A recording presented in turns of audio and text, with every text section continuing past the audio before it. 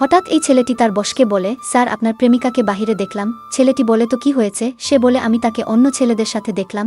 এটা শুনে ছেলেটি দৌড়ে তার কাছে যায় এবং সে দেখে মেয়েটি অন্য ছেলেদেরকে নিয়ে মজা করতেছে, এমনকি তাদের জামা তুলে দেখতেছে বডি কেমন। ছেলেটি রেগে নামতেই যাবে, তখন মেয়েটির বান্ধবী এসে বলে, আরে আমাদের কলেজের বেস্ট ছাত্রী রাস্তায় কি করতেছে? সে বলে, আমি কি করব, আমার ব্যাপার। সে বলে, শুনেছি তোমার বয়ফ্রেন্ড নাকি খুব সুদর্শন।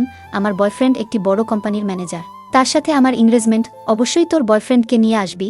এই বলে তাকে ইনভাইট করে চলে যায়। ছেলেটি তখন বলে, এবার তাকে আমার কাছে আসতেই হবে। তারপরে ছেলেটি তাকে ফলো করে। মেয়েটি তার বান্ধবীকে বলে, এখন আমি তার পার্টিতে কিভাবে যাব? ছেলেটি আবারও বলে, দেখো সে আমার কাছে এইবার ক্ষমা চাইবেই। কিন্তু তার বান্ধবী বলে, আজ আমাদের বেশ কয়েকটি ছেলের সাথে মিটিং আছে, তাদের ভিতরে একজনকে ভাড়া করবি। তাদের কথা শুনে ছেলেটির অ্যাসিস্ট্যান্ট হাসলে ছেলেটি তার 1 মাসের বেতন কেটে দেয়।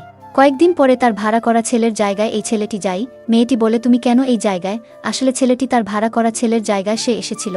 মেয়েটি আবারও তাকে অপমান করে ভিতরে যায়। এরপরে কি হয় দেখতে চ্যানেলটি সাবস্ক্রাইব করে পাশেই থাকুন। ধন্যবাদ। আমরা পরের পার্টে যা দেখব।